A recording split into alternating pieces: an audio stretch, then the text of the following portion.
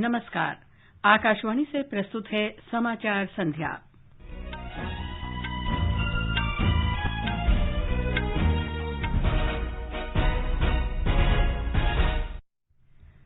केंद्रीय मंत्रिमंडल ने प्रधानमंत्री गरीब कल्याण अन्न योजना को नवंबर तक बढ़ाने की मंजूरी दी। प्रधानमंत्री उज्ज्वला योजना के तहत मुफ्त रसोई गैस के 3 सिलेंडर देने की समय सीमा सितंबर तक बढ़ाई गई। मंत्रिमंडल ने 1 लाख करोड़ रुपए के कृषि ढांचागत कोष की स्थापना को स्वीकृति दी। नई दिल्ली में एम्स के विशेषज्ञ चिकित्सक राज्यों में अस्पतालों के आईसीयू में तैनात डॉक्टरों को कोविड-19 के बारे में मार्गदर्शन उपलब्ध कराएंगे। कोरोना वायरस का संक्रमण बढ़ने के कारण बिहार के पटना, भागलपुर और नवादा जिलों में एक बार फिर पूर्ण लॉकडाउन लागू होगा।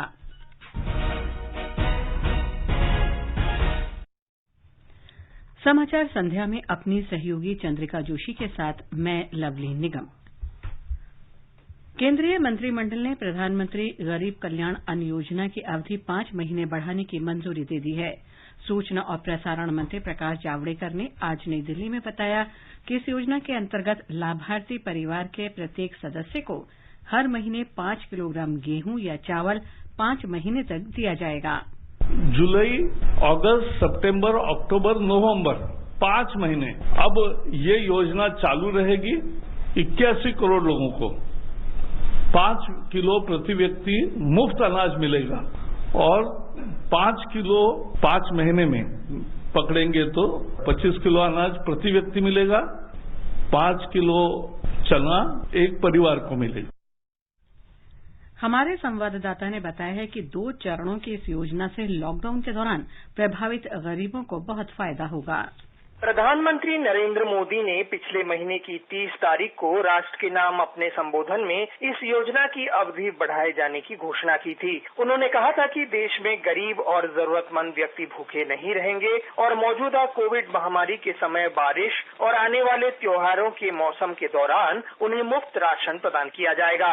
वित्त मंत्री निर्मला सीतारमण ने देशव्यापी तालाबंदी शुरू होने के ठीक बाद योजना के पहले चरण की घोषणा की थी। पहले चरण के तहत इस साल अप्रैल से 3 महीने के लिए मुफ्त अनाज उपलब्ध कराया गया था। दूसरा चरण 1 जुलाई से शुरू होकर 30 नवंबर तक चलेगा।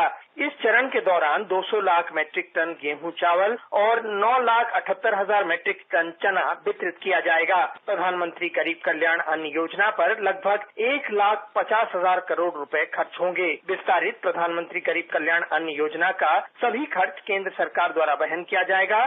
इन 5 महीनों के दौरान चने की निःशुल्क वितरण से लाभार्थियों को प्रोटीन की पर्याप्त उपलब्धता भी सुनिश्चित होगी। आनंद चतुर्वेदी के साथ अनुपम मिश्र, आकाशवाणी समाचार, दिल्ली। सरकार ने प्रधानमंत्री उज्ज्वला योजना के लाभार्थियों को रसोई गैस के 3 सिलेंडर मुफ्त देने की समय सीमा बढ़ा दी है। आज नई दिल्ली में पत्रकारों से बातचीत में केंद्रीय मंत्री प्रकाश जावड़ेकर ने कहा कि लाभार्थी इस साल सितंबर तक मुफ्त सिलेंडर का लाभ उठा सकते हैं। जो उज्ज्वला के गैस लेने वाली 7 करोड़ 40 लाख महिलाएं हैं, उन लोगों को 3 सिलेंडर फ्री देने का ऐलान किया था। लेकिन आपको पता है हर महीने 1 सिलेंडर सबको लगता ही है, ऐसा नहीं। इसलिए पहला सिलेंडर तुरंत लोगों ने लिया, अनेक लोगों ने दूसरा भी लिया, लेकिन तीसरा तुरंत 3 महीने का पीरियड में नहीं लगा है। तो अब सितंबर के अंत तक ये 3 सिलेंडर जो जून में खत्म होने वाले थे, उसके जगह वो सितंबर तक उसको अवधि बढ़ा दी गई है ताकि उनको मिले। इसके लिए 13,500 करोड़ रुपए खर्च आएगा। मंत्रिमंडल ने कर्मचारी भविष्य निधि के 24% योगदान को जून से अगस्त तक 3 महीने बढ़ाने की भी मंजूरी दी। इस योजना पर 4,860 करोड़ रुपए खर्च होंगे। इससे देश के 72 लाख से अधिक कर्मचारी लाभान्वित होंगे। जावड़ेकर ने कहा कि सरकार कर्मचारी और नियोक्ता दोनों के लिए योगदान देगी।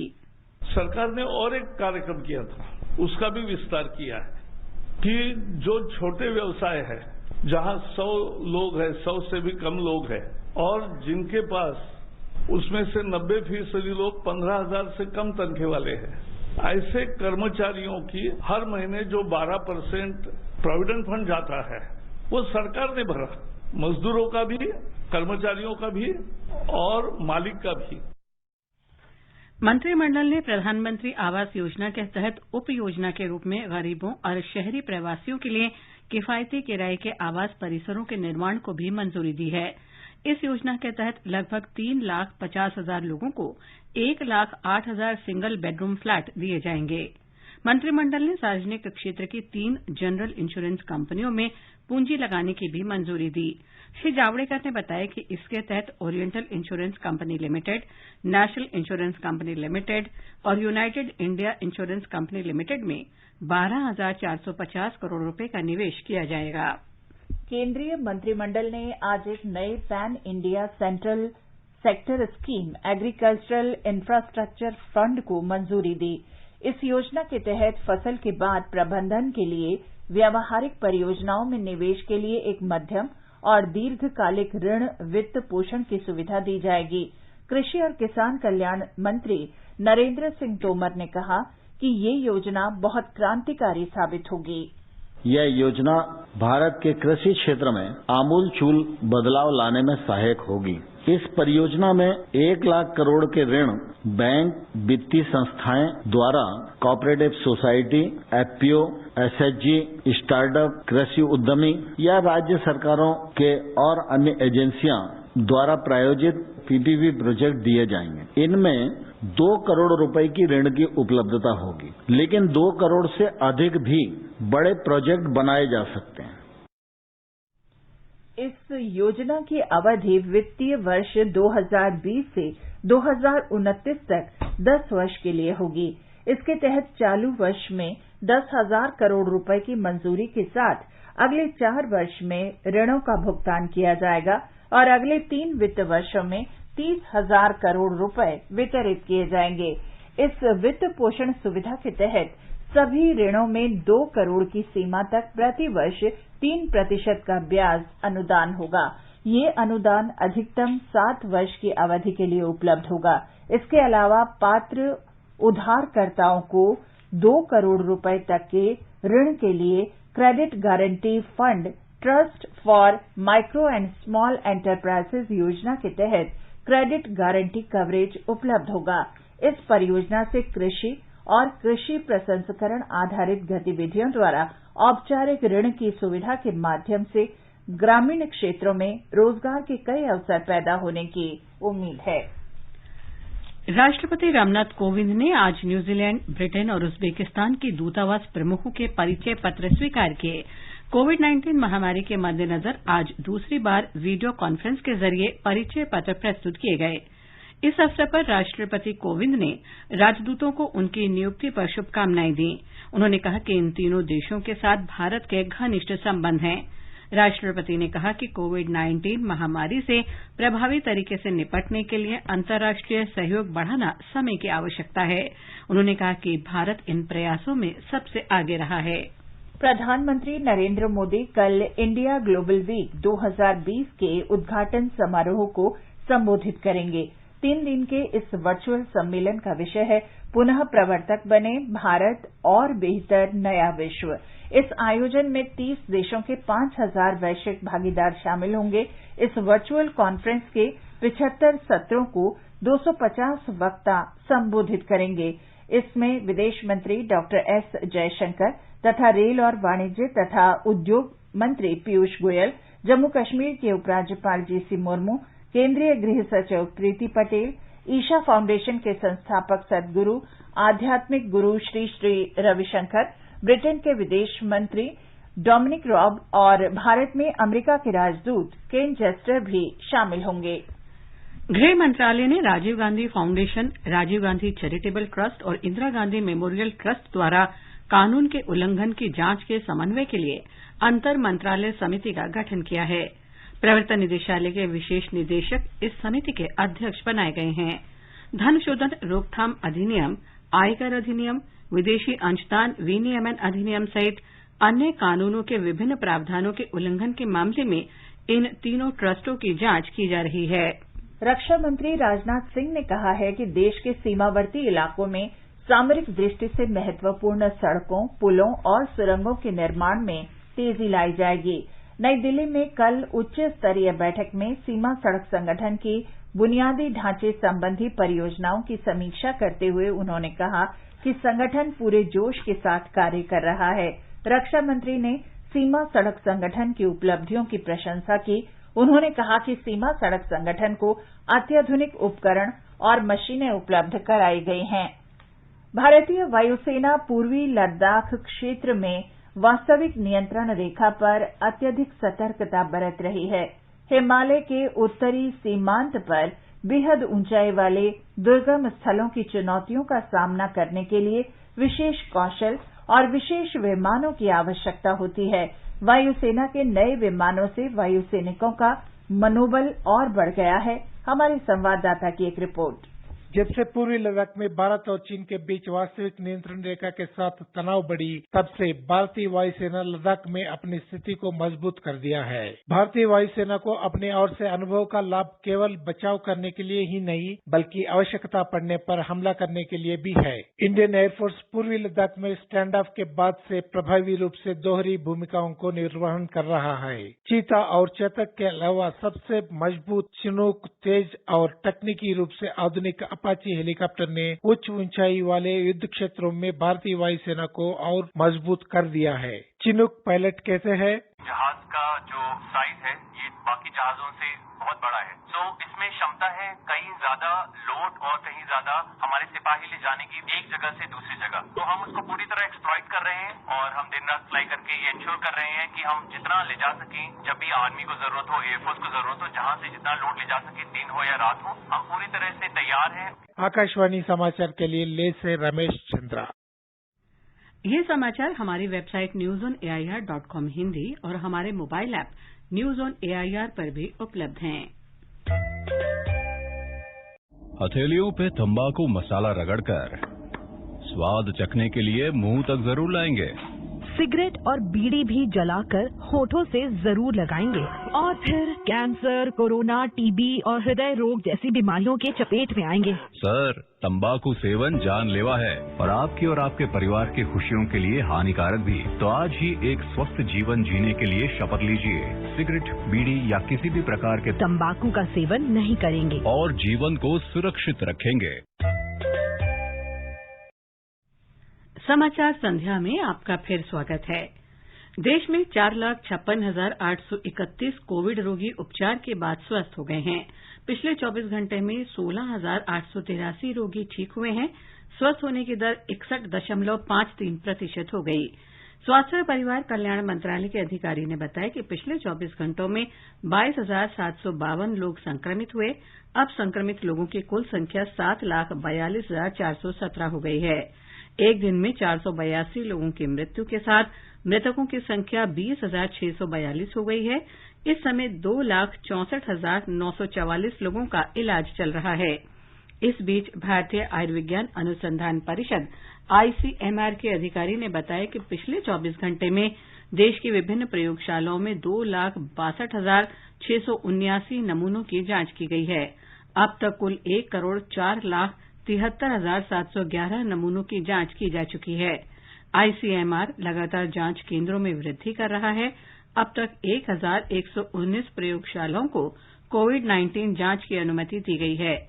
इनमें 795 सरकारी और 324 निजी क्षेत्र की प्रयोगशालाएं हैं। नई दिल्ली के अखिल भारतीय आयुर्विज्ञान संस्थान एम्स के विशेषज्ञ चिकित्सक राज्यों के अस्पतालों में आईसीयू में काम करने वाली डॉक्टरों को कोविड-19 पर विशेष मार्गदर्शन और जानकारी मुहैया कराएंगे। इसके लिए 10 अस्पतालों का चयन किया गया है, जिनमें 9 मुंबई के हैं और 1 गोवा का।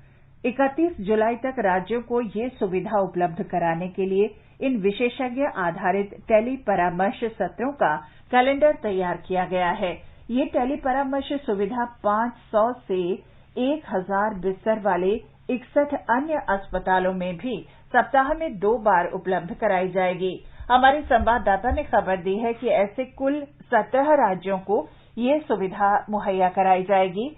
ये राज्य हैं दिल्ली, गुजरात, तेलंगाना, केरल, आंध्र प्रदेश, कर्नाटक, बिहार, पश्चिम बंगाल, तमिलनाडु, हरियाणा, ओडिशा, राजस्थान, उत्तर प्रदेश, मध्य प्रदेश, पंजाब, झारखंड और महाराष्ट्र। इस टेली परामर्श में संबंधित राज्य के स्वास्थ्य सेवा महानिदेशक सहित प्रत्येक अस्पताल में आईसीयू के 2 प्रभारी चिकित्सक भाग लेंगे। दिल्ली के एम्स में प्रिलिमिनरी मेडिसिन के विभागाध्यक्ष डॉक्टर अनंत मोहन ने आज टेली परामर्श के पहले सत्र को संबोधित किया। आकाशवाणी समाचार से विशेष बातचीत में उन्होंने कहा कि इसका उद्देश्य देश में मृत्यु दर को और नीचे लाना है। डॉक्टर मोहन ने कहा कि इस तकनीक से देश भर में डॉक्टरों को अधिकतम मरीजों का इलाज करने में मदद मिलेगी। आगे बढ़ने से पहले मुख्य समाचारों पर एक नजर। केंद्रीय मंत्रिमंडल ने प्रधानमंत्री गरीब कल्याण अन्न योजना को नवंबर तक बढ़ाने की मंजूरी दी। प्रधानमंत्री उज्ज्वला योजना के तहत मुफ्त रसोई गैस के 3 सिलेंडर देने की समय सीमा सितंबर तक बढ़ाई गई। मंत्रिमंडल ने 1 लाख करोड़ रुपए के कृषि ढांचागत कोष की स्थापना को स्वीकृति दी। नई दिल्ली में एम्स के विशेषज्ञ चिकित्सक राज्यों में अस्पतालों के आईसीयू में तैनात डॉक्टरों को कोविड-19 के बारे में मार्गदर्शन उपलब्ध कराएंगे और कोरोना वायरस का संक्रमण बढ़ने के कारण बिहार के पटना, भागलपुर और नवादा जिलों में एक बार फिर पूर्ण लॉकडाउन लागू होगा। आकाशवाणी का समाचार सेवा प्रभाग विशेषज्ञों की राय श्रृंखला में कोविड-19 महामारी के बारे में चिकित्सा विशेषज्ञों की सलाह प्रसारित करता है। अखिल भारतीय आयुर्विज्ञान संस्थान एम्स नई दिल्ली में मनोविज्ञान विभाग में प्रोफेसर डॉक्टर नंद कुमार ने लोगों से घर पर रहने, परिवार के साथ समय बिताने और योगाभ्यास करने का सुझाव दिया। We are going to overcome this crisis within a few weeks. In the coming few weeks, stay at home, spend time with the family, do household work, exercise, listen to music, sing with the family, do yoga, meditation, and take care of emotional need of the family. GB Pant अस्पताल दिल्ली के doctor Sanjay Pandey ने लोगों से कहा है कि वो जब भी घरों से बाहर निकलें तो मास्क जरूर पहनें। मास्क की जरूरत उन इंसानों को है जिनको हेल्थ सेक्टर में अगर वो काम कर रहे हैं या उनका डायरेक्ट किसी कोरोना के मरीज के इलाज में या उनके क्वारंटाइन में उनकी भूमिका है। लेकिन अगर आप घर में रह रहे हैं और स्वस्थ है और आपको किसी भी तरह की तकलीफ नहीं है या कोई फ्लू के लक्षण नहीं है तो आपको मास्क पहनने की जरूरत नहीं है। लेकिन हाँ, अगर आप बाहर जा रहे हैं या किसी और काम के लिए बाहर निकल रहे हैं तो यह बेहतर होगा कि आप मास्क का प्रयोग करें, क्योंकि इससे आपकी सुरक्षा तो होगी ही, दूसरे लोगों की भी सुरक्षा होगी।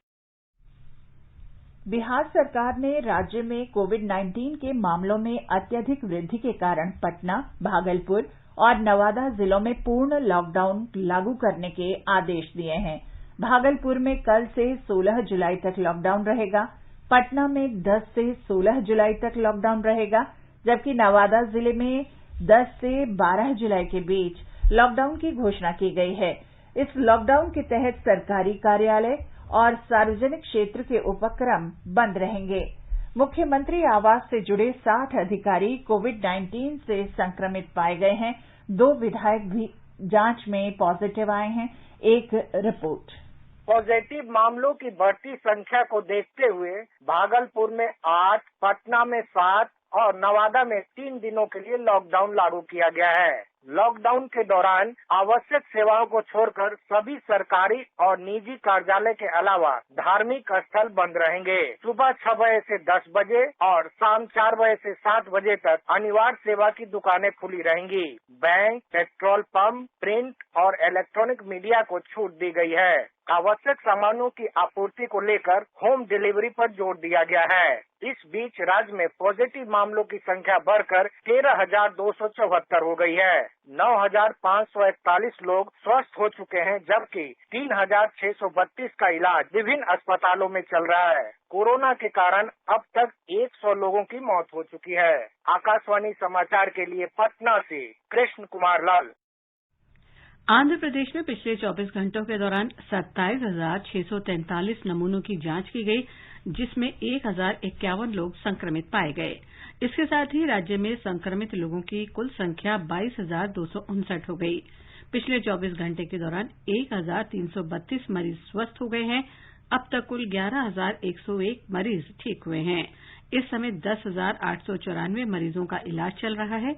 राज्य में मृतकों की संख्या 264 हो गई है। केरल में आज कोविड-19 के अब तक के सबसे अधिक मामले सामने आने की पुष्टि हुई है। आज 301 नए मामलों का पता चला है। दिल्ली के मुख्यमंत्री अरविंद केजरीवाल ने राष्ट्रीय राजधानी में कोविड-19 के कारण होने वाली मौतों के बारे में राज्य के स्वास्थ्य सचिव से विस्तृत रिपोर्ट मांगी है, ताकि इनकी संख्या कम करने के लिए सभी संभव उपाय किए जा सकें।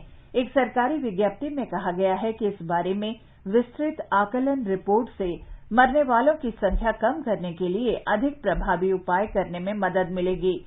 विज्ञप्ति में कहा गया है कि दिल्ली में कोविड-19 के कारण जान गंवाने वालों की संख्या में तेजी से कमी हो रही है।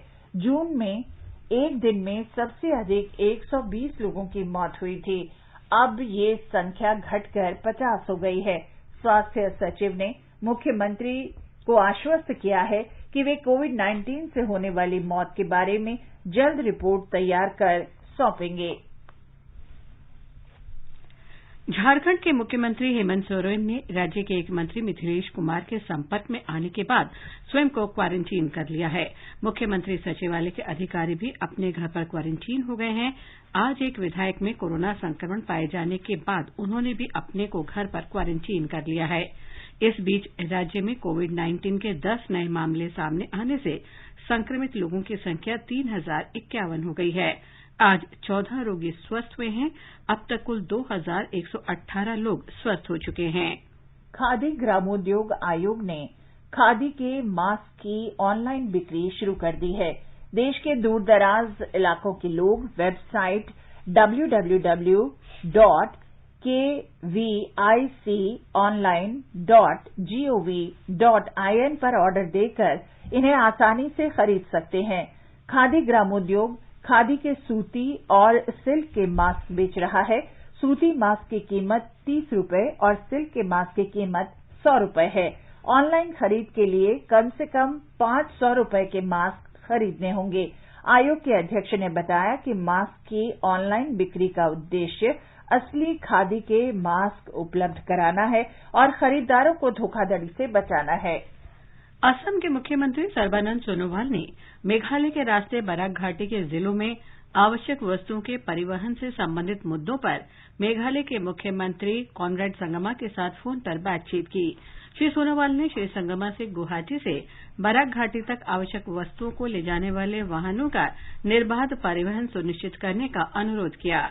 मुख्यमंत्री संगमा ने श्री सोनोवाल को गुवाहाटी से बराक घाटी और पूर्वोत्तर के अन्य राज्यों के लिए मेघालय के रास्ते आवश्यक वस्तुओं और औषधीय वस्तुओं की सुचारू आवाजाही के लिए आवश्यक कदम उठाने का आश्वासन दिया।